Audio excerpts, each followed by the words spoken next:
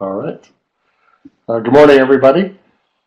Looking at the session title page that you see right there, I should mention I was originally planning to be joining from my home in Terrace, but I was down for some meetings at Victoria yesterday, and because of our lovely weather, the flights ended up getting canceled. So the advantage of that is that I get to be here live with Regina and Matt for this first session. And so looking at the title page here, Psychosocial Rehab and Employment Competencies, helping people with complex needs find employment. And complex needs is the term that we used for this session because, of course, mental health is a focus, but very often there are other issues, and there's more factors affecting people that may be looking for work and want our support. Go ahead. We wanted to acknowledge the BC Ministry of Advanced Education for the grant to fund this series of webinars. Also Douglas College as a host, and the BC Centre for Employment Excellence and Research. They've done some research, and in fact one of their first research projects was looking at some good needs as far as practitioner needs in the province, and they identified a few that were came to the top: assessment, computer skills, marketing, and case management. And so hopefully through our session, we'll be looking a lot at the assessment and case management components in this series of webinars. So our goals for today are to articulate the PSR competencies and indicators with a specific focus around employment. And I think that we'll be able to show a lot of links in that area. Articulate the Canadian Association for Supported Employment Guiding Principles, which is another recent piece of work that's been done, and consider how these competencies and principles are similar or different in some respects to each other, and articulating how the competencies and principles can positively influence our practice and in the front lines.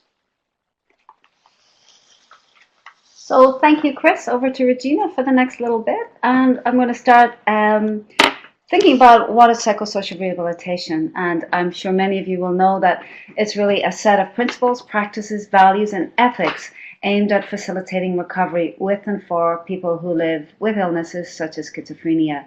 So PSR has probably been around for approximately 40 years and operates at that intersection of the individual as they connect with their environment or social context. And the intent is to really improve role performance, and in this instance we're going to focus obviously on employment role performance, and with a hope to improve quality of life.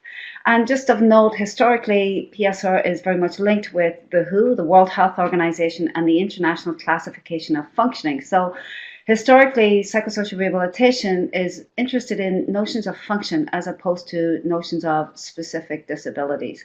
Though of note, most of the research that has been done with people with significant mental health issues. So for example, people who live with schizophrenia. But certainly that big focus on function is an important aspect of PSR. We thought we would like to set the stage and ask some questions for you to ponder.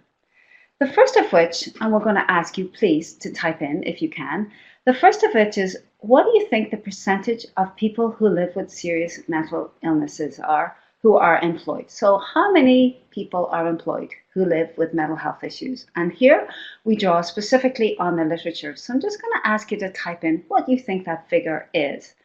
If you were at our launch, you will remember this figure, and I'm sure many of you will know this figure, and Doug has hit it right, the nail on the head, with the 15%, and thank you for, see, you guys got it, so 15%. So you can read all kinds of literature. We can provide it that sort of goes from 22% to 15% to 28%, but what's very obvious in the literature is that if people are living with mental health issues and other additional issues, it's just harder to be employed, and that figure often sits at about 15%. And so the second question is, what percentage of people who live with intellectual challenges, for example, are employed?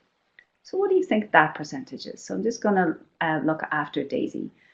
Sharon says 10%, Jill says 5%. wait for one more person. So we're ranging from 5 to 20%, 3 to 6, Sharon. So this figure we take from Dr. Anthony Bailey, who was at the launch, and he quoted a figure of 15%. So I guess what we see is an agreement that for people who live with mental health issues, who might live with substance use issues, who might live with developmental delay, people are underemployed. I think we can agree on that. The last question we're going to ask you, and if you were at the launch, you'll have some good sense of this as well. What percentage of people who receive evidence-based employment services become employed? So the question is, if you do receive employment services, what kind of percentage of people can become employed? So just after Sherry, we'll just look for those figures. Sharon says 30. Okay. 30. Katie says 30. Bonnie says 65. Oh, I think, Bonnie, you were at that launch, weren't you? Sharon says 60. Sharon says 20, and Daisy says 40 to 50. Okay, so we have somewhere, we are understanding that if people are offered these kind of services, Terry agrees, that people can be employed at a much higher rate. And some of the psychosocial rehabilitation literature asserts that if you were to add employment services, you may get something around 40 to 50% employment rate. And if you were to add on top of that something like cognitive support, you may get up to 65%. So right on the nail, Terry. But I think these questions are really just help us understand what is the context, what is the context that we're dealing with. So you guys are obviously very familiar with this. And I know many of you will be familiar with this, but just really to underscore that people who live with mental health and substance use issues can and do want to work. So from one small study that had an N of approximately 177, this literature is saying that people who are accessing assertive community treatment teams and clubhouses. So we know from those contexts that these are people who are living with multiple barriers, that 60% of those individuals, as they're coming in the door, they're saying, we want to work. And that this figure can be increased if employment services are offered to everybody, resulting in, from that particular study, that 2/3 of those interested in work and half of those with no initial interest obtained a competitive employment job. So they're important figures that I think, although a small study, can really brings home that if we're offering people employment services, that it works. And this position that people can work is very well supported by the research. And so we've just given you some references there. So what we're trying to do is just make this case for employment. You're here, you're in the room with us, so we understand that you know that this is important. But I think as we look for support in other contexts to develop services, that knowing these figures and knowing this literature can really help support our case. And just knowing that employment can be a real determinant of health. So some of these studies are really saying that if people are not employed, that can negatively impact mental health for a person with disabilities. So saying that people who are unemployed or economically inactive, that it negatively impacts mental health. And that employment for people with serious mental illness in particular allows access to valued social roles. No surprise there, but the literature certainly tells us that it offers people structure of the day, promotes self-confidence, improves self-contact, social contact, and really adds to a sense of meaning in life and a sense of recovery. Importantly, I think this study really helped me to think about things in a different way. A working age member of a household with severe mental illness is associated with 3.10 times increase in the odds of household poverty. So living with a mental health issue can really mean that people are poor. And we know that this is not news, but just seeing that in the literature again adds, I think, a robust case for us providing employment services. So we, I think, are taking two bodies of knowledge in a way. We are looking at knowledge that's coming from the disability movement and knowledge that's coming from psychosocial rehabilitation. And we wanted to kind of get it clear, how are they different and how are they similar? And we're hoping in so doing that we can articulate perhaps the needed competencies and maybe help you articulate some of your existing strengths within your employment organizations. So historically, both approaches really had a pragmatic approach. They wanted to see what worked to help people with disabilities become socially included. And I think you'll agree that of late, each body of information has had an added focus on employment. Differently, perhaps the employment movement developed a focus on people with various disabilities, such as developmental delay, and the psychosocial rehabilitation movement specifically focused on people with mental health needs, and then later adding the substance use needs as well. The intent was to help people engage in a life worth living and to focus on recovery. PSR services started off with things like sheltered workshops, which I think that was certainly a movement as well for people with developmental delay, and really doing stepwise practices. And that in mental health field meant that we wanted people to be stable before we placed them in employment. And we learned very quickly that that was really not working. We then moved to community settings to help people be able to function within and be included in their desired community settings. And we employed things like transitional employment or placement. And then finally, about 30 years ago, we moved to supported employment principles, something that the disability movement has moved into as well. And as I looked at the literature in preparation for this, I was really happy to see that one of the early, 2001 writing helped us understand the effectiveness of supported employment appears to be generalizable across a broad range of client characteristics and community settings. So that for me really supports trying to help people with complex needs find and keep jobs, and helps us maybe bring both of those pieces of literature and knowing and practice together so that each can learn from the other. We know that currently employment centres and health authorities serve people with complex needs. In other words, not just with mental health and substance use, but also people who may also live with developmental delay. So I'm going to pass it back to Chris.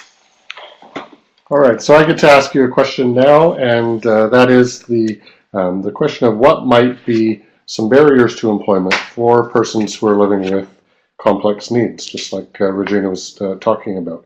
And so for those of you out there, just type in some short answers maybe of what do you see as being a real barrier for employment? Somebody who isn't working right now, what's sort of stopping or making that roadblock to them getting going? Lack of motivation, transportation for sure, meds, feeling isolated, great. Stereotypes from employers who may not understand mental health and complex needs. Transportation again. A real lack of confidence. Thanks, Monique. Criminal record, no driver's license. Good. Up and downs, inconsistencies in their own wellness and their own perception of their skills. Excellent. Not feeling competent. Great. Okay. Yeah, you guys, great answers. And for sure, I think that there's many different examples, but I know a few of them that we were looking at that sort of float to the top here. Barriers to employment and education for people with mental illness or complex needs. As many of you were mentioning, fears or anxieties. And not feeling motivated, either because they're not feeling competent or because of past experiences, or possibly because of rejection from an employer that didn't understand, or things like that. That can be a real tough for anybody in the job market. Any of us who have experienced that. But you add in all of these other complex needs, and it can be a real tough thing to conquer. And so the focus here a lot of times is on internal factors. And so if we can also look at what about the stigma and social aspects of disability, which some of you mentioned there, just unrealistic expectations, misconceptions by employers or the community. And I think that it's a really good point. And I mean, one thing that we certainly saw in the employment field when we started working more with people with mental health and complex needs was that success breeds success, and I think that success also breeds awareness in employers and in the community, because when you see people starting to become employed, I think that's one of the best remedies because all of a sudden you have employers now talking very positively about their employees, being very accommodating, and realizing that there were a lot of misconceptions in the beginning. And so this quote at the bottom, individuals would benefit from an approach that is customized and includes an evaluation of supports and barriers and internal and external resources to address them. And so I'll share a case study later on this morning that will talk a bit more about that, the importance of that customized feature. So just a note about the competencies, the PSR competencies, they're very new as far as they're just coming out in 2013. They're a great tool for those of us working in the field and for those of us providing services. It's important to note that they certainly aren't static. They've been published in 2013, but certainly a real inherent component of these competencies is review, evaluation, ongoing, and so they will be developing over time. They're intended to positively shape practice, service development, and employee performance at the outcomes, and really that service experience and research, that can all really be, I think, can all really benefit from this great set of competencies that's been put together. It's not intended to be a checklist that you just go through from start to finish and one at a time, but more of an overall sort of view and picture. And here's some links that you can find the PSR competencies and indicators. If you look at the Psychosocial Rehab Canada site, and there's the website link there, you'll see the icon on the left of your screen. There's an actual document there containing the competencies that you can download, and it would be really great if everyone could go to that website and actually download the copies. It tracks traffic, and of course that can be beneficial for funding and resource allocation and all of that. So the more people that actually access it and actually click to download that document, it's an excellent document for you to have. So you can put that on your to-do list after the webinar as part of your homework to go and download that document from the website. And then there's another one, recovery-oriented psychosocial rehab competencies of practice for Canadian practitioners, published in 2014, and there's a link to that as well. All right, Regina. Back to Regina. So we chose to really focus on the competencies because we know in some ways it's one step ahead of having a framework or guidelines. We know that it's really trying to articulate what we do in practice. So these competencies, they're psychosocial rehabilitation competencies, and they're specifically from Canada. Historically, we'd worked from our American partners who had competencies, and these ones were developed with a group of people delivering services, receiving services recently to try and develop our practice. You'll see from A to F that those competencies range from culture and diversity, professional skills, psychosocial practice and supporting services, psychosocial and recovery-oriented services, relational skills, and finally social inclusion. The column to the right tells us how many competencies there are in each unit. So under culture and diversity, we'll find 4 specific competencies under that. And then there are a number of performance indicators under each competency. So there are 16, for example, under culture and diversity. We are going to give you a little bit of a snippet of each one of those competencies and probably 4 indicators under those competencies. And part of what we're trying to do is maybe just introduce you to those competencies and help you think about how may they be helpful for your own practice.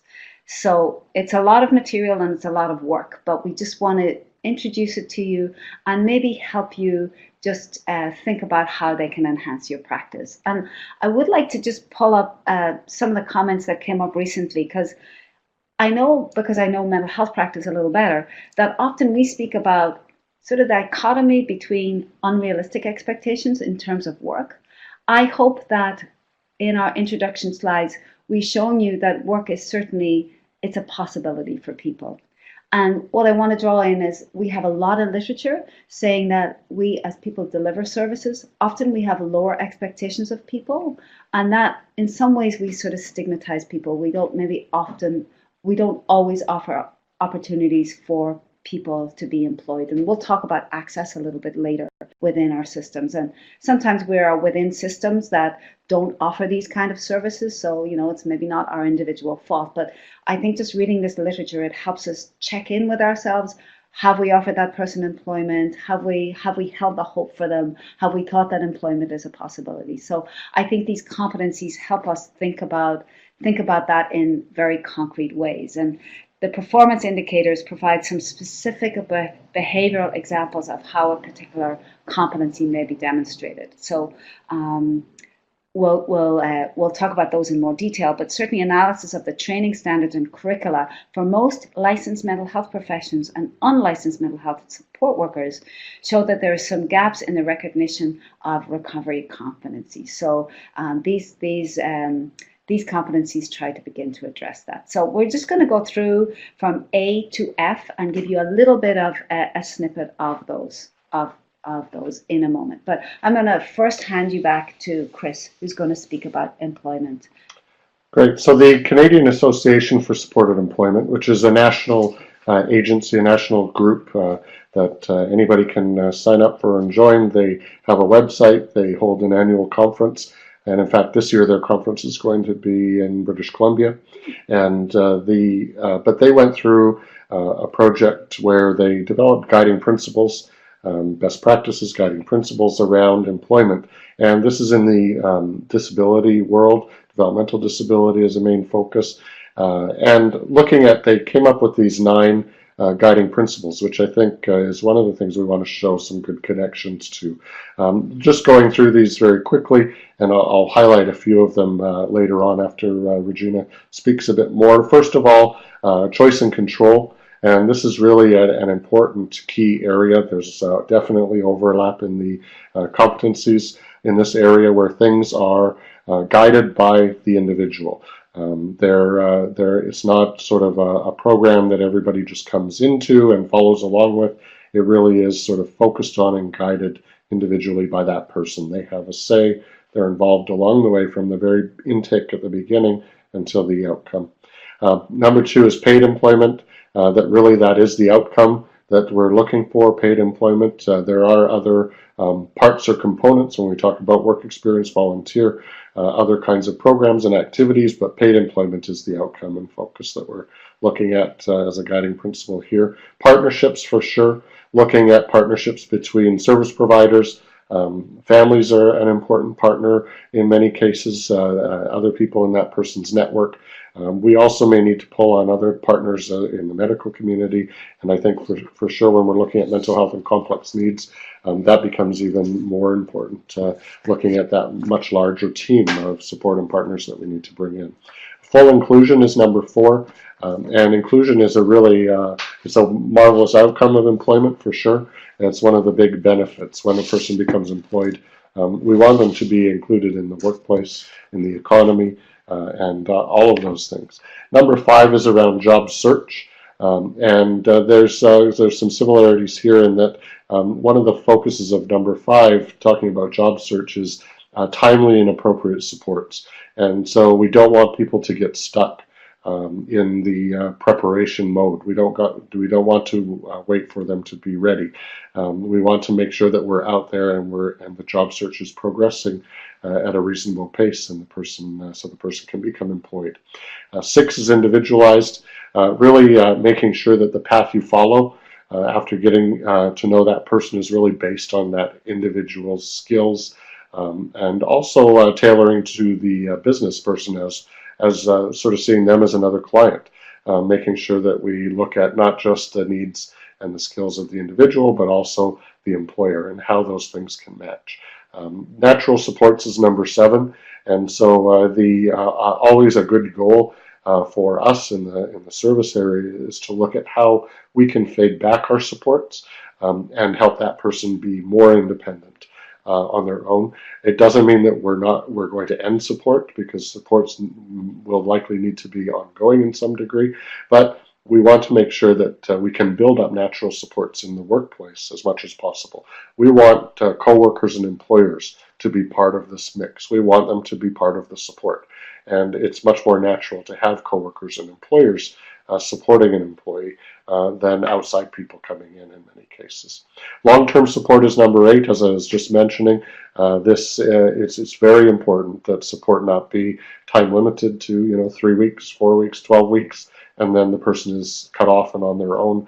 Long-term supports for people in the disability community as well as mental health and complex needs are going to be an important factor in maintaining employment for sure. And continuous quality improvement. It's another one that's also mentioned in the competencies. It's very important that we are evaluating our services, that we're going back and relooking. We're looking at retention rates and all of those kinds of things. Very important. Now there's a link at the bottom of this slide that I'd encourage all of you to check out. It's employmentforall.ca. This is where you can find the website that's dedicated to these guiding principles. There's a great sort of animated video at the start, and there's sections for individuals, for employers, for service providers on this website. So it's a really great new resource that you can have a look at. Thanks, Chris. Yep. Hey, so I'm just going to summarize for you the PSR principles in employment that begin with assisting consumers in gaining and maintaining competitive employment, to help people find jobs quickly, to focus on preferences and choice, similar to the previous guidelines, to provide continuous and long-term support to workers, and for services to be closely linked to long-term support, to clinical treatment in particular. And finally, that supported programs provide extensive ongoing benefits counseling. So they're the principles that we work from. Those principles are about 30 years old in the literature, and we are now moving into sort of a competency-based application of those principles. So as mentioned, what I'm going to do is take the Psychosocial Rehabilitation Principles of Canada and the competencies and begin to apply them. So the first of which is a focus on culture and diversity, and they related competencies demonstrating awareness of own cultural values and biases. So I think as clinicians, we need to be able to self-reflect and have an awareness of our own value and bias with respect to culture and diversity. And I think some of the similarities between disability literature and psychosocial rehabilitation is the ability to use appropriate engagement skills when interacting with individuals, families, and communities. And I know Chris will spend much more time in the following sessions talking about the components of engagement. And certainly we felt that that was a place of similarity in terms of both of these bodies of knowledge. Being able to recognize the limits of one's own confidence in working with culturally diverse populations, and finally having an awareness of how our bias manifests themselves and impact on relationships. And perhaps, you know, we hear a lot about how we can stigmatize people and not maybe sometimes offer people employment. So those are some of the checklists that we may be able to put in place for ourselves as competent practitioners. The next competency around professional skills, here we'll focus on ethical practice. So the website that Chris mentioned, PSR Canada, has in a downloadable form a code of ethics that may be of use to you. It's in draft form at the moment, but as practitioners we need to demonstrate knowledge and provide services by adhering to our code of ethics. And some of us will have professional backgrounds or other backgrounds where we draw on particular professionally orientated codes of ethics. Recognize it and appropriately responds to ethical issues encountered in practice is certainly implicit in the information from the case principles. And I think we have agreement that maintains practitioner boundaries with individuals, families, and communities is certainly something that both of these bodies of literature attends to. The third unit is on psychosocial rehabilitation practices and supporting services. So I think there may be a little bit of a point of difference here because it just comes from a different body of knowledge. One indicator is recognizing the populations with serious mental illness, including complex cognitive and behavioral challenges, which I think is not unique to PSR, but crosses the needs of people with complex needs, served by psychosocial rehabilitation services. So that's a point of similarity, I think. I think maybe sometimes for the disability movement, there may be a little bit less emphasis on the signs and symptoms of the most prevalent serious mental illness, and understanding the effect of the stigma and discrimination, and thinking about the biological, social, and environmental factors in mental health. So because PSR focuses primarily for people with mental health and substance use, there's a big emphasis on that, and that might be a bit of a point of difference between both the disability literature and the psychosocial rehabilitation competencies. The fourth one is around knowledge of PSR and recovery-based services. So you'll know the literature really in psychosocial rehabilitation is intended to help people recover. And depending on your definition of recovery, it's really helping people live a full and an active life. And so there's certainly some similarities with disability movement there, although I think historically mental illness is really, that literature is really trying to help people recover from the mental illness piece. So it's really very specific in that way. But I think some of the similarities are really we have to demonstrate a competency to form effective, authentic relationships. So we're helping people develop those authentic relationships, and we're, as service providers, hopefully establishing those authentic relationships with the people we serve. And then I think Chris has certainly articulated beautifully that emphasis on the role of the person driving the process. I think PSR literature really speaks about the person driving the process, and I think maybe the disability literature speaks about including that person in terms of choice. But you know, there may be some difference there in terms of self-directed care and in terms of inclusion in goal setting and in finding the job that's right for that person.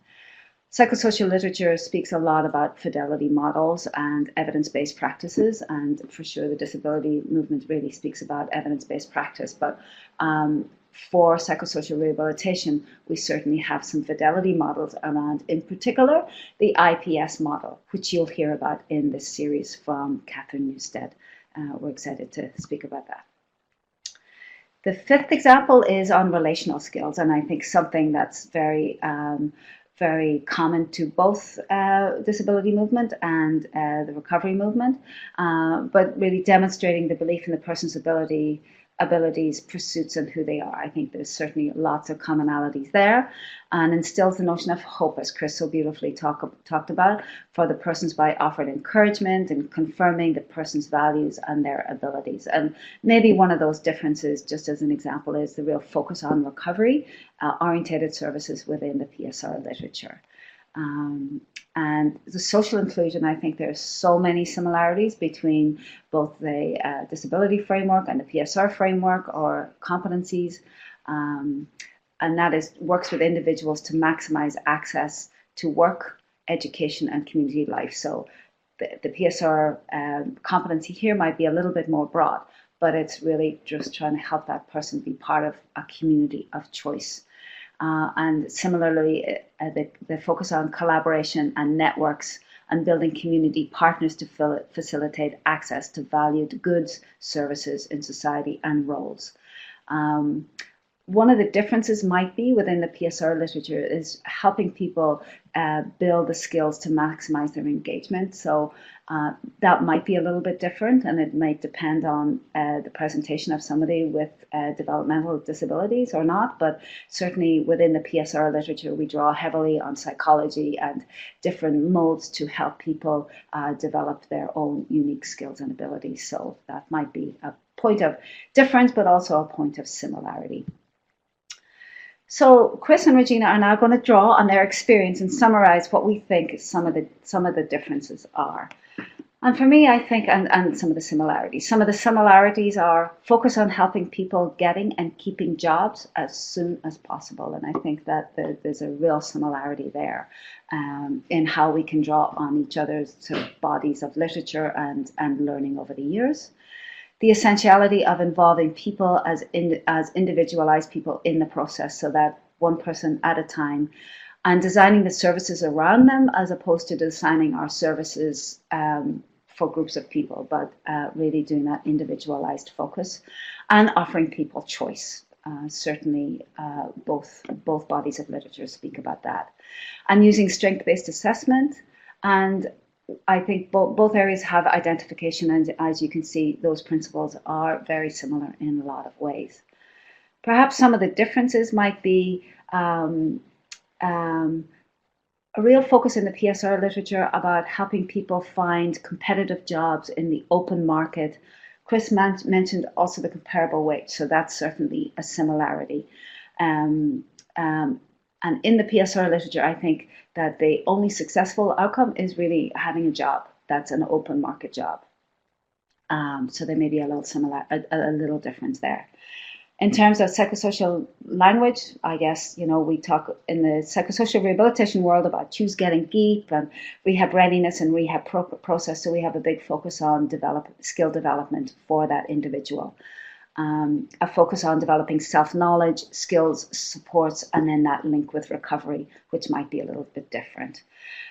Perhaps a more fully developed self-directed strength-based assessment process might be in place, and we draw your attention to the Psych Rehab webinar on strength-based assessment and goal identification if you're interested in learning some more about that. And as Matt mentioned at the beginning, www.psyrehab.ca, you will see 2 webinars that might be a help to you. And then within the principles of employment in psychosocial rehabilitation is a focus on mental health, as we mentioned, and connection within the mental health services. So we know that service delivery has better outcomes if they're situated within a mental health setting in some way or connected in some way, and then having a connection to benefits counselling. And one difference might be just around disclosure. My understanding from working with Chris is that often within that disability movement, to be able to work with employers, you need to be able to identify who you are and how you're helping this individual. So the employer may have some background about that person with developmental delay. And that's, I think, within the psychosocial rehabilitation, very much a choice of the individual. So that might be just a little bit of a point of difference. I'm going to pass you to Chris, and he's going to talk about the world as he knows it. And I think Regina and I both had some similar conclusions around some similarities and differences, and so I'll go fairly quickly through this slide. Just I wanted to highlight for one of the similarities that really came out for me was looking at how we can really learn from the job seeker. That's the title that we have used for a while in the disability world. The individual that you're working with, really understanding all of their culture, values, needs, preferences. Because in traditional employment models, maybe not as much attention is paid to that, but both the competencies and the guiding principles from CASE emphasize that those things are important factors in the person's world, and they really can impact their employment. And so that's an important piece right from the very start of that engagement and discovery area, that initial intake, just those initial conversations around employment. We need to think very broadly about who this person is, and that can really help us. So I think that's a real similarity. Also, just as an additional plug to webinar number 2, it's going to be on engagement and discovery, and we'll really be looking at some practical tips and ideas around how to catch people, how to engage them and keep them involved, and really pull out as much good information as we can early on. Looking at a holistic view, of course, of a person is important, and it's a similarity. Emphasizing choice and control, as I mentioned, understanding the central role of hope, I think is something that sometimes we don't always think about. But really, if you think about a person who is unemployed and possibly has been dealing with long-term unemployment, that hope can really fizzle. It can be drained from them. When those of you who are mentioning your answers to our last question about not being motivated, it's hard to be motivated when you don't have hope.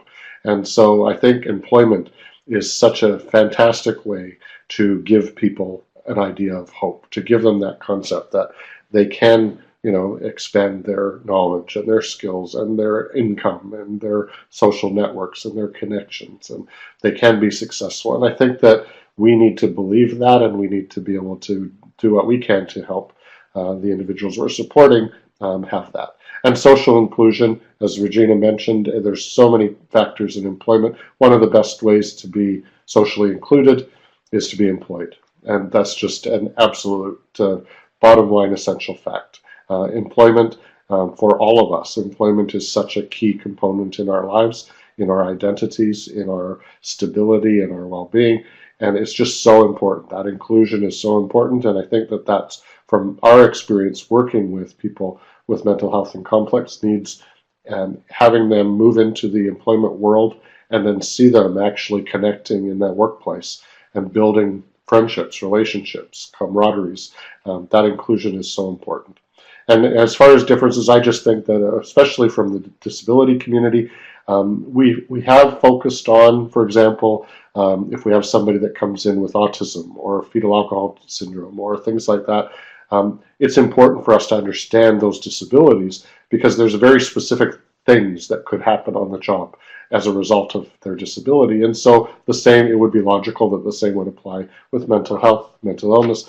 It's important for us to be able to know that, and those of you working in the field already have a good understanding of that. I think people from the disability world need to pay attention to that as well and learn as much as we can about mental health and complex issues, and understanding the different interventions, because the interventions are different in many respects for people dealing with mental health as opposed to a developmental disability. And so we need to be able to understand that, and that might be a difference right now, but understanding tools, a great tool that our team came in contact with was the WRAP, the Wellness Recovery Action Plans. We had never heard of them until we started working with folks with mental health issues, and it's such a great tool, and it can work very well with employment, and we'll be commenting on that in future sessions as well. All right, so some comments. What surprised you? What did we miss? Any comments from anybody so far out there that you want to type in? We'll both get in the frame here and watch if you have some comments to type. We're watching you.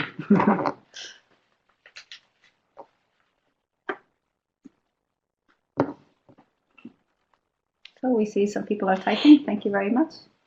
You're out of the frame here. Oh. Hey. My head's just bigger. No, that's not true.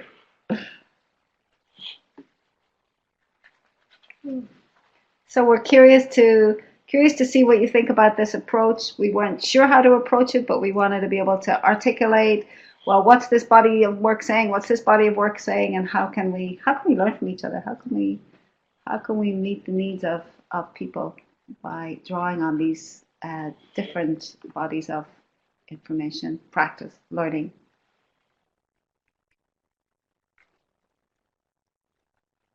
I think the links to the research that Regina was talking about are great to have, and good for supporting efforts around employment. But also our two worlds, disability and mental health. I think it's nice to see some of those comparisons and how much in common we actually have, and by working together and using resources, we can actually have a positive impact, I think, on employment for people. So Lois, maybe I can just begin to address your question, which is a really good one. It asks, are there psychosocial rehabilitation services specific to forensics?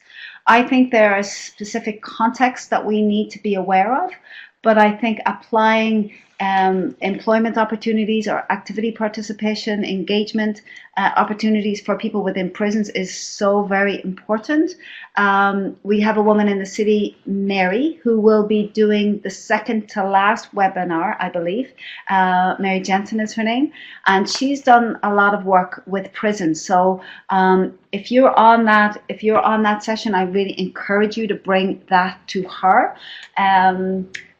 Because she has a lot of knowledge and learning in that area, in truth. So please bring that forward to her. But my sense is that even applying the employment principles within that prison context will certainly help. I hope that's helpful, Lois. So Tenley says not a lot of surprises. Oh, okay. Very practical approach. Looking forward to more. Good. We look forward to seeing you again, Tenley. Yeah, as we move through the webinars, like I mentioned, engagement and discovery next, and then job search, and then retention. And so through those 3 sessions that I'll be joining you for, we'll try to pull in a lot of practical tips and ideas that hopefully you guys can take and just add to your toolboxes and start to use. Yeah, and then we'll have specific interventions on IPS and on best practices. IPS standing for individual placement and support. So you'll get the full gamut, we hope. Yeah. Looking forward to learn what Mary's on. Yeah, so please do bring that question to Marianne. Yeah, thank you. Oh yeah, Mr. Tim Hortons, that's great. Mark Wafer.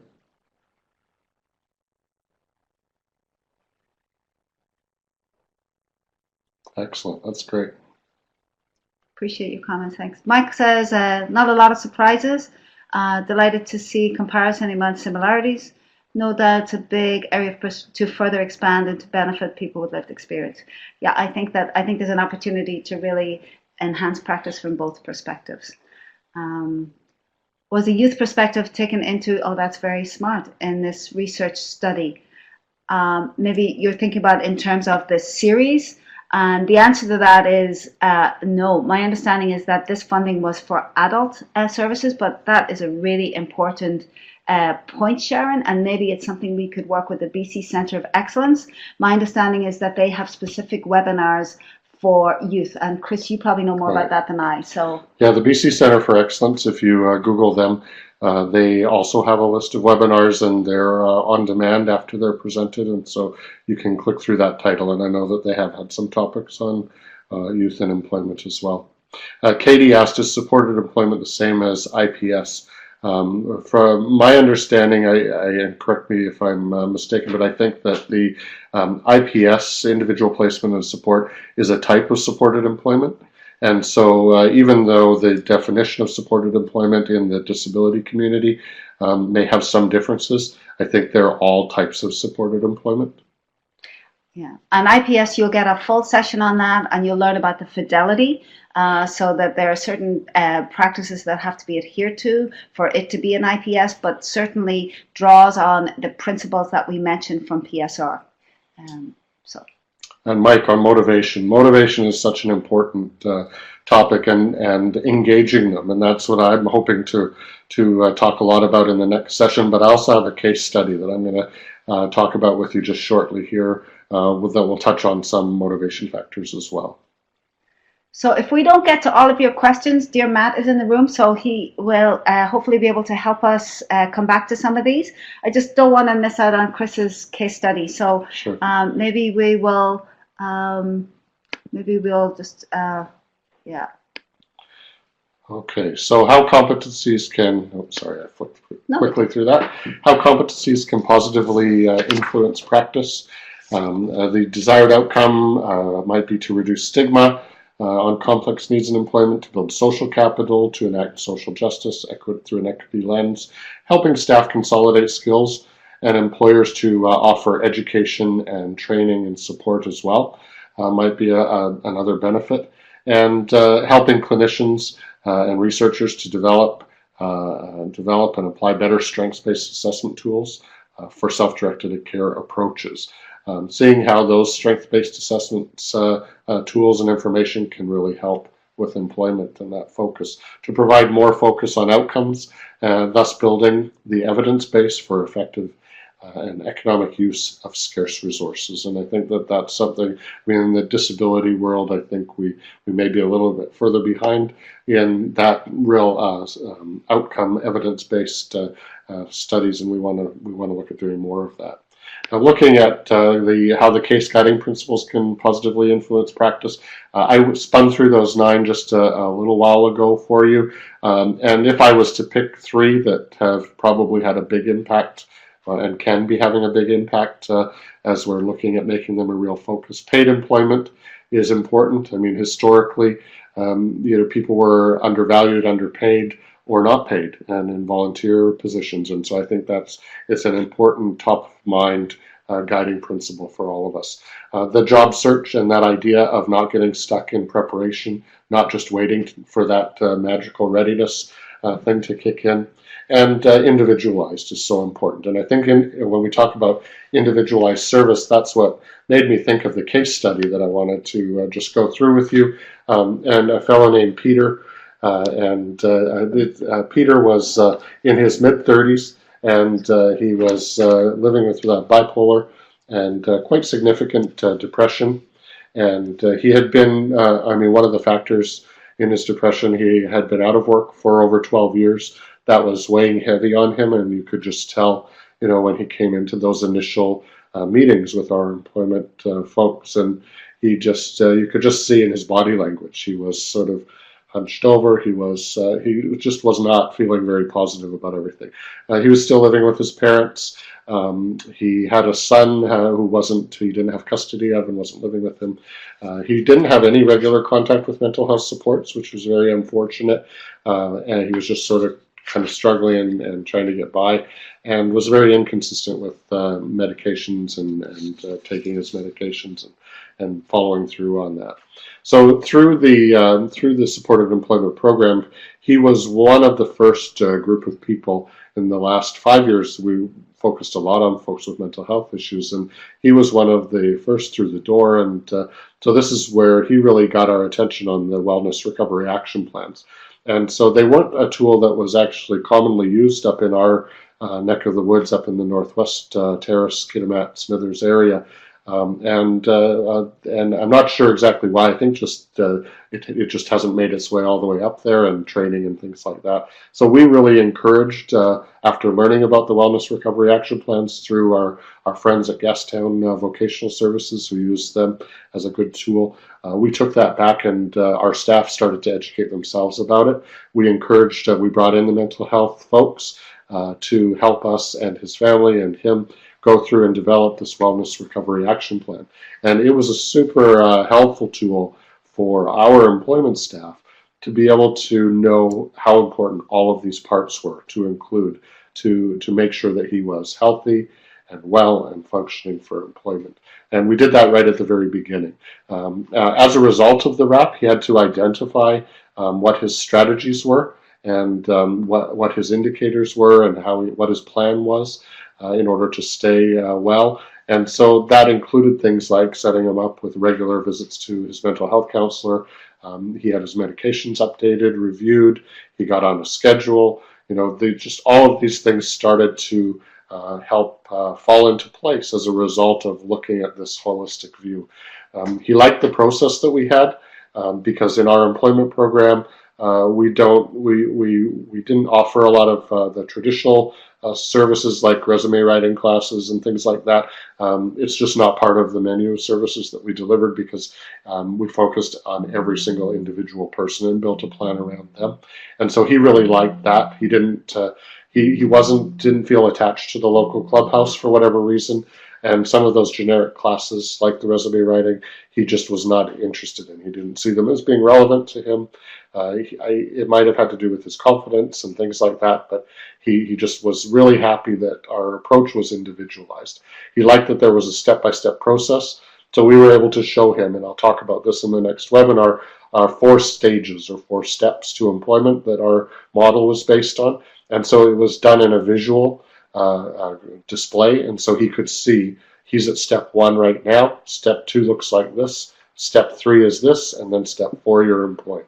And so it was very good for him to be able to see that we weren't going to jump from A to D, from step 1 to step 4. It was going to go at his pace. He was going to have control over it. He was going to be involved in it, and it would be going in a step-by-step process. He liked the situational assessments.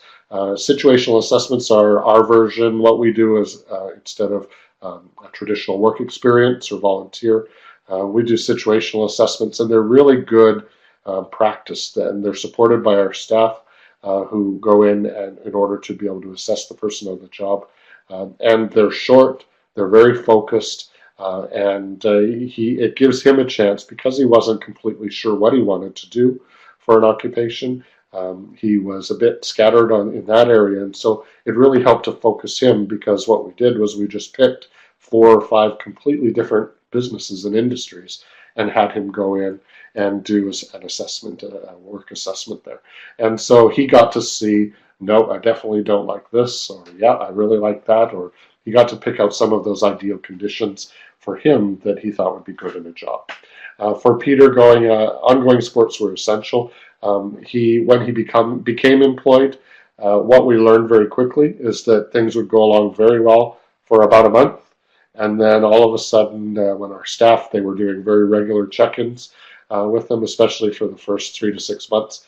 And in that first month, they realized that they would start to notice that he would started to leave work early, calling in sick. These were indicators, and they hadn't initially been identified in his wellness recovery action plan, but we made sure that we added them in, so that he understood that when he started feeling like he was needing to leave early and feeling sick more, those could be signs that we need to look at his plan and his supports. And so that's what we learned, is that a month was about the baseline time period when things would start to go. And so we would make sure that at least every 3 weeks we were going in order to sort of get a head start on that, to do checks with the employer, with himself, just on how things are going. We would have him come into our office sometimes so that we didn't feel like a stalker going in, and we didn't want to be too overbearing in the workplace. But it was an important consideration that we had to, over the long term. This wasn't faded out in 6 months. We had to continue to check even after a year. We learned that certain times of the year, as he was employed for longer, and went through a whole year of employment at this auto dealership, for example, we learned that there were certain times of the year, holidays, and which many of you can probably relate to with folks that you serve, depression from missing his son, who he didn't have custody of and didn't see a lot. There were some benefits of employment in that he had more income. He was proud of his job and that he could talk about his work to his son. But certainly he did miss him, and that could cause some issues for him. We learned that he also seemed to go through some cycles with his depression. And so you don't see that until you follow for a long term, that there may actually be some patterns you can notice as a support. And if you can anticipate that he may be having a cycle where it's going to be harder for him to work, we can talk to the employers in advance about some possible accommodations. And in fact, for Peter, what we ended up doing was we spoke with him about some strategies, and he felt that during those cycles when he wasn't feeling as well, he felt that he would benefit from decreasing his workload just temporarily. And I think that we anticipated 3 to 4 weeks of a slightly reduced workload. That gives him time to meet a little more with his counselor and do some of those wellness things. And so we actually found a second person that was able to come in and almost job share with him at those times. So we did that for the employer. So the employer didn't have to find that other person. We found that person. He was another person from our program, and he was able to go in and do that, so that there wasn't a hardship for the employer. They were quite happy with this arrangement, and it seemed to work out well. His family was important because parts of his wellness recovery action plan included things like his sleep routines and his medication. And so if those things started to fall off, his parents may be, being that they lived with him, may be the first ones to notice it, and they could make sure that they had open communication with our staff as employment supports. He tended to take on extra projects. If you've ever known anyone like this, where they start to feel very good, they start to feel very empowered and able to take on the world.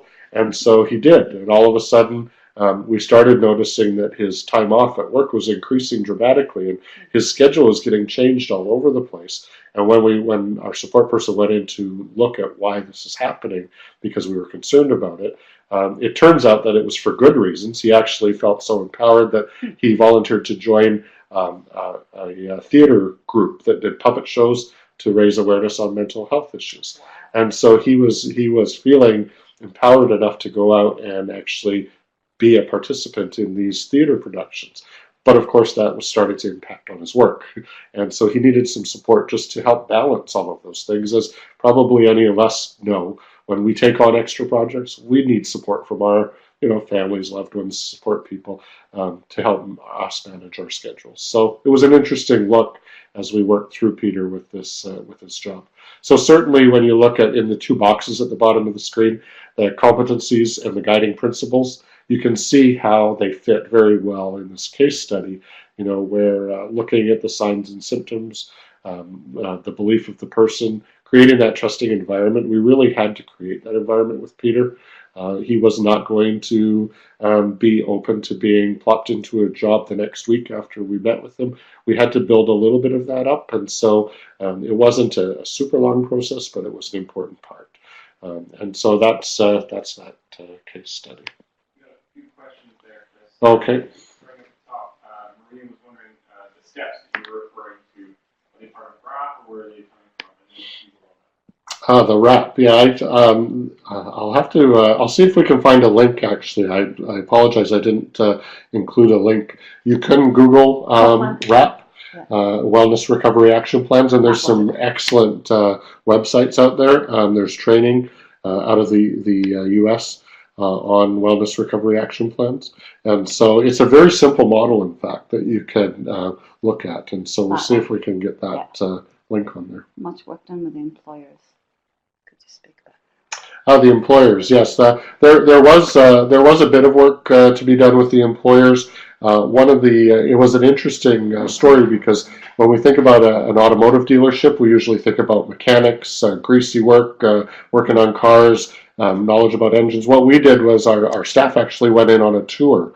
They asked the employer for a tour of their business, and we didn't realize how much back-end work there is in an auto dealership.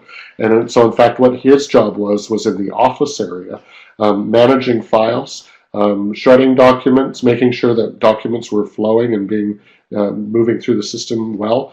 It was a very busy dealership, and it was super important behind-the-scenes job, but everything would come crashing to a hilt as far as warranty work, service issues. I mean, so many things relied on that flow and management of documents, and that's what he was able to do. So we worked a little bit with showing the employer that they needed him, and so after the tour, we wrote a job proposal to them, and I'll talk a little bit more about those actual tools in the later webinars for sure. And the next question is curious about the job search process, and that might be in the later yes, webinars as well. The one webinar number 3, we're going to talk specifically about job search. So great questions.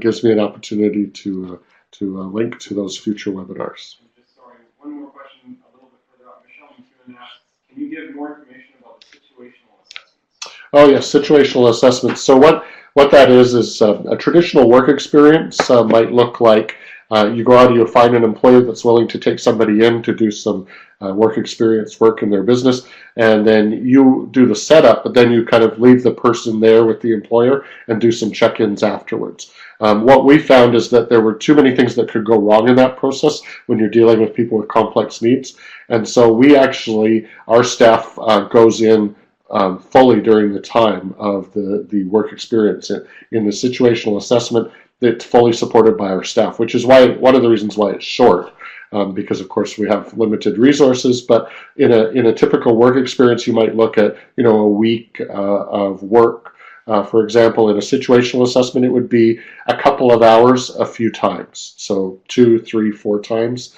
anywhere from 2 to 4 hours at a time. depending on what the person might need. It is an assessment in that our staff person, while they're supporting the person, they're helping them, but they're also assessing what they're really good at, what kinds of conditions don't work as well for them. So is there something about the environment? One guy working in the freezer area of a convenience store, we learned very quickly he doesn't like cold. And so, it's those little insights you can learn if you're actually there working with the person. And quite frankly, for Peter, he felt more secure, is what it seemed like, having the person he'd built a relationship with, his employment person, having them on site with him, as opposed to this new employer for a few weeks. He actually had us there supporting him. Sometimes we were able to give him encouragement if he was nervous before it started. Then we were able to help him through and say, we're going to be there with you. We'll problem solve. If it's not working, we'll deal with it then. And so our staff always reported if they went into a situational assessment with 5 or 6 questions that they wanted to learn, they ended up learning 10 or 15 things in every case. And so it's really a valuable tool to do that. Now I have some documents that I can share when we talk about the jobs in the job search section. I'll make a note to make sure that I share with you a document on situational assessments, and it's just kind of a guideline of some of the questions that we ask. So Kathy says, can you please answer John's question today, because she might not be able to come to a later webinar. And let's just scroll up and see what John's question is. John, how much work was done with employers? Could you talk about relationship development with employers? Right. Hopefully I've got the right question there. So the development with employers, as far as this particular case study, it was our employment staff arranged to go on a tour. That was done without Peter. That was done behind the scenes just with our employment staff. They went out, went on a tour, took about an hour, I think, where they got to see all the different areas. Then they came back and they very quickly started to pull out. On the tour, they spotted some opportunities. So, for example, there was one whole section of their office area that was completely inaccessible because it was piled to the roof with backlogged paper. And so that paper either had to be filed or shredded, and it wasn't happening. So they were losing square footage in their office because of this. That was the great problem that could be an opportunity for Peter, because if he can help with that flow and clearing some of that out, that's going to be an asset to the business. So in working with the business, that's the kind of work that we did behind the scenes. And you might have been asking your question more about work with them around Peter and his mental health issues. We spent less time on that. The employer was familiar with our agency in the community, and so we had a little bit of credibility in that area. And plus the employer, as soon as they heard that we could solve a problem for them, Peter's mental health really wasn't a huge concern for them, and so it was nice because that wasn't the focus. And once they got Peter in the door, if Peter had approached them on his own, I don't know if it would have been the same result. But I know that getting him in the route that we took with the job proposal, supporting him on the job, when he did need some time off as an accommodation a few months down the road, the employers absolutely loved having him there. They saw him as an asset, and they were more than helpful to accommodate. So it sounds like maybe an answer to Adrienne's question, it's maybe not that difficult to convince the employers to do the assessment? Yes, employers are very receptive to situational assessments. There's no obligation. In fact, we really try to make sure, because when you put somebody in for a work experience, your ulterior motive is always you hope that the employer will hire the person. Right. And employers know that, so they can sometimes be worried about that. We tell them right up front in most cases that there's no obligation. We're not going to ask you for a job at the end of this. So if we really want to find a person a job at the Honda dealership, we're going to go to Ford and to some of the other ones, GM, for the situational assessments. We'll learn everything we can in those other places, and then we'll write the job proposal for Honda.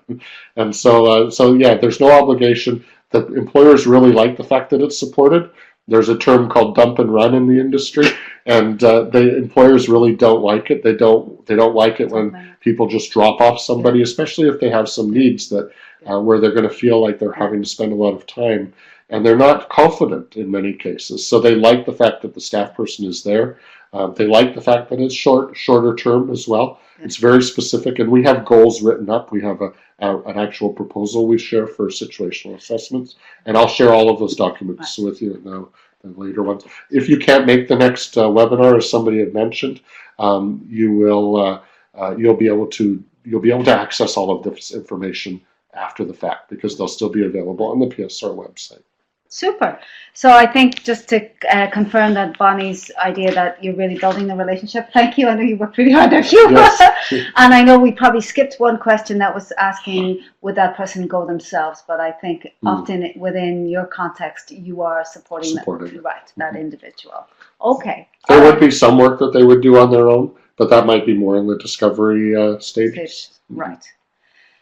So we're just going to come back to the presentation. If you have more questions, keep them coming, and we'll do our very best to answer them. We probably have another 5-7 minutes or so left. But we just want to highlight the importance of employment services before we leave you. We're just hammering it home one last time. Just to say, from one particular study in 2014, a huge study, results indicated that 4.2% of people receiving services received employment services. So when we talk about stigma in health settings and we talk about employment services, it's pretty clear that we could be offering more individuals who live with complex needs employment support. This is a Vancouver example, and there are so many caveats to what I'm just going to share with you. It's just intended to give you a bit of a sense of some of the statistics that are available. Please understand that we have approximately 5,550 people within the Vancouver coastal area, and that for one particular ACT team, 13 people were offered employment and education support.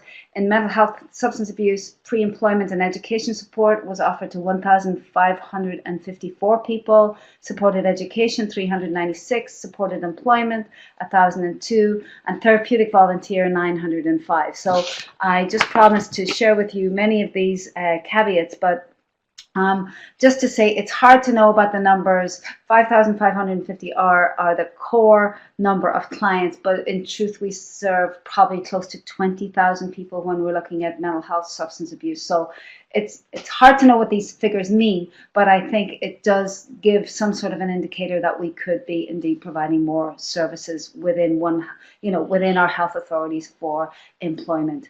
Within the same health authority in 2008, it seems that maybe 36% of people, of a sample of individuals receiving services, were working or volunteering. And some of the literature really doesn't include volunteering as a hard outcome. They want to look at people who are actually working. So again, lots of caveats around these studies, but just to give you a bit of a snippet and to support the fact that we could look within our healthcare organizations and say, how many people do we think are working at the moment? What might be a target? With 40% of people working within the next 2 years, could that be a possible target for us, and how could we get there? And we're going to leave you with some recommendations. So some recommendations, first of all, to facilitate access to supported employment programs for people with mental health and complex needs. And so those programs are out there. I just saw somebody mentioned on here that you also work with those programs and your staff help to facilitate that, which is great. And I think that should be expanded. The recommendation that service organizations set and meet employment goals. It's really important that employment be a goal, that it be on the radar, that we are thinking of that, and at least offering that and having that as a target for people, and also then tracking it. How are we doing with the goals? How do we evaluate that, or how successful are we being? And celebrate and publish success. It's a slogan that I use often. Success breeds success. When we started opening our doors, we opened it up to our employment program to people with mental health and complex needs. In the first year, we maybe had 10 to 15% of folks from the mental health world. But once these people started getting jobs and that success started to happen, and their friends and their colleagues started to see this, all of a sudden it was like the floodgates opened, and our program jumped to for sure 80% of our clients were folks with mental health and complex needs. And it happened very quickly When people start seeing it, other people with mental health issues start to think of maybe there is the possibility. It starts with that hope. And I think success and celebrating success is really, really important for us.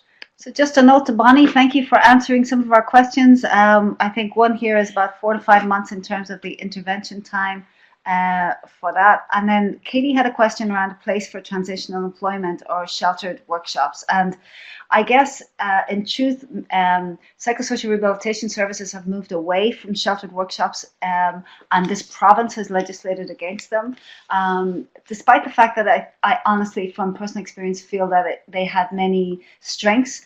But in terms of how we were paying people and where money was going, it caused a lot of troubles. And so, but I think in terms of transitional employment, there is lots of room for that. Keeping in mind what are people's goals and where are we going. So I think transitional employment, sometimes people ended up getting jobs and they were entry-level jobs and people stay there for a long time, and that's probably not desirable. But in terms of a beginning for some, it can be extremely useful. Yeah, and certainly any time frames that we think about are a range, and it does, Darlene, depend on the individual. There are some folks that it took us a year to get them into employment, and some folks where they went in a couple of months. And so it really is individual based. Thanks, Bonnie, for your input. Hi to Bonnie Hayward. Bonnie, I should mention, was one of our key employment folks in that case study that I mentioned, working with Peter. So it's great to have her on the line here. All right, so that's wrapping it up for us. Now, in the last couple of minutes that we have, are there any additional questions that people might want to shoot out and see if we can have an answer for? Yeah. And just while we're waiting for that, just to remind us what we did, we talked about the competencies and indicators from psychosocial rehabilitation perspective. We talked about the Canadian Association for Supported Employment competencies, for principles.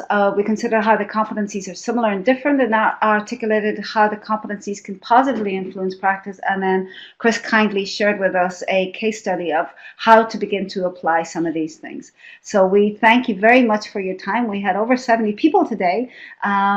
We really appreciate your time, and we've been with you for an hour and a half. So we know that that's a long time to sit places and pull yourself out of direct client time. So thank you very much. Any questions you wish to respond? Look forward to seeing you in future webinars. Right, and so thank you for that. So December 17th is our next webinar, when Chris will share some more of his answers. We're just thrilled with all your questions, and I think really Chris will have more time to provide specific answers to them. So to them at that point. So. Yeah. Excellent. Yeah. Great guidelines. All right. So any feedback, as always, we're happy to hear any critical feedback, anything we should do differently. As always, I ask if there's a session that you would like to run, let us know. This is your space for building your skills, so help us do that. So that's it. Cool. Good. Thanks, Darlene, for those, and Katie and Michael. You, as mentioned, this webinar will be up. The chat box we take off just in terms of confidentiality, so that people can't see your first and second names. So we just think it's probably better to err on the side of caution with confidentiality. But we're really trying to just build our community of practice. So we're glad that you have a chance to meet each other in these chat rooms, and hopefully build relationships outside that as well. Yeah, thanks to Matthew. Absolutely. Thank you for that, Paul. We would not be here without him. Thank you. And thank you to Chris. That was awesome. Thank you very much. Thank you. Tanya and Tara.